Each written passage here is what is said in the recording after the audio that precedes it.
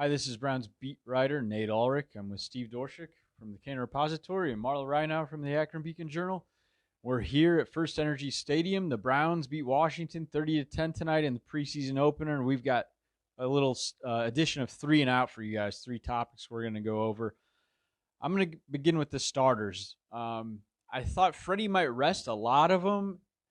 He actually used a decent amount of them, and Baker Mayfield was out there with the offensive line and some backup receivers, but Nick Chubb was out there. David Njoku was out there at tight end.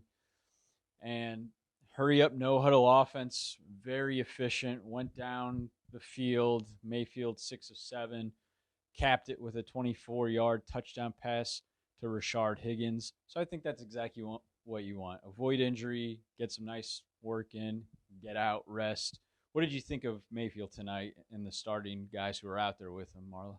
Well, I think they seem like they're on a mission, like, let's get this done. Let's show what we're capable of. I mean, I thought he looked good connecting. Like I said, he didn't have Beckham or Landry, and the offense still clicked like, didn't miss a beat. So I was impressed. Yeah, and then on defense, Myles Garrett was basically unblockable. He drew a holding penalty, maybe more than one, but one flag was thrown.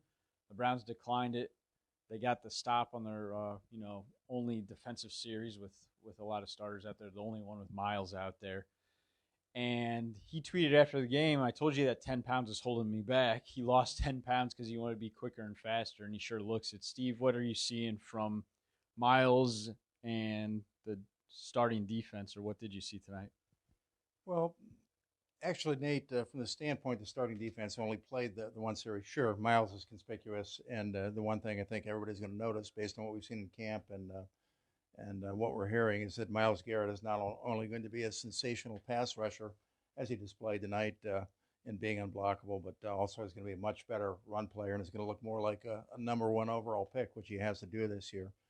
And in terms of what I was watching tonight, they were only on the field once. The ones were I was watching the backups. One of the keys that John Dorsey addressed in the offseason was trying to add depth to that defensive line. He couldn't do it with a couple of named players, and he's going to have to come up with one of his own players.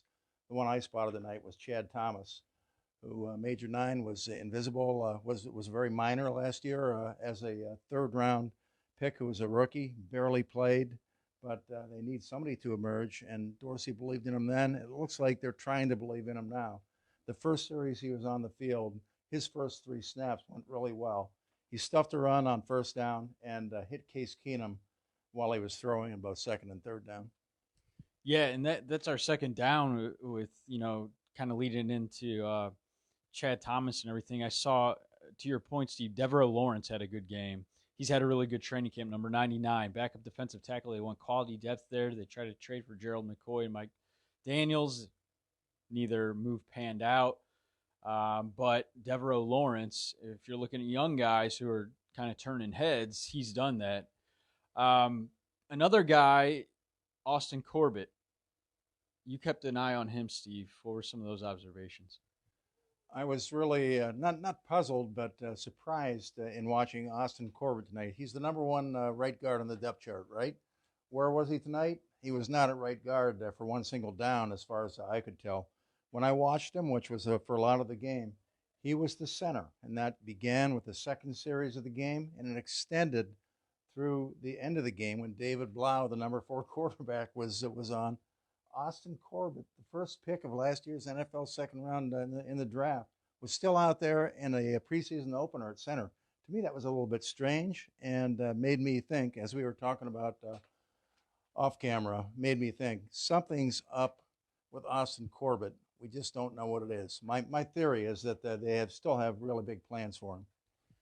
I think that's a good theory, and we did mention, too, worth mentioning now, J.C. Tretter's in the final year of his contract, and he's a starting center now, but maybe that changes down the road. Marla, you have a full breakdown of the rookies. I know you caught up with some of the big name rookies in the locker room, or at least kind of the start of the night.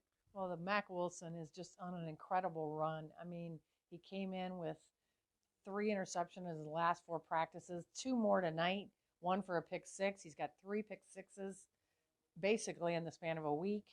And the funny part about that was he said he sort of dreamed that he was going to have 2 interceptions. He told his roommate Taki that one's going to be a pick six. I'm going to get my hands on another one. And Taki says, well, now when he says this stuff, I got to start to believe him because he's following through. I mean, Wilson is just on an incredible roll. And it was funny when Freddie was done with his press conference and walks by, he says, you all know where he went to college, right? Standing up for the Alabama product. But it was a big night for the rookies. I mean, Greedy Williams had an interception. Damon Sheehy Giuseppe had an 86-yard punt return. I mean, this kid came, undrafted rookie.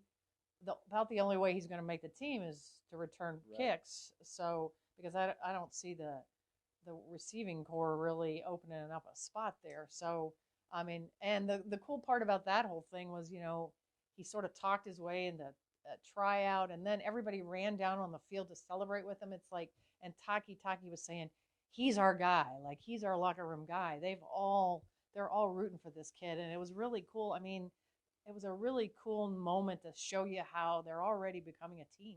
Yeah, and he's a Cinderella story in every sense of it.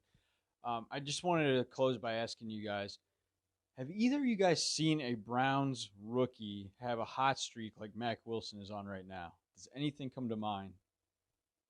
Yeah, Ben Gay in 2001, 80 yards down the field.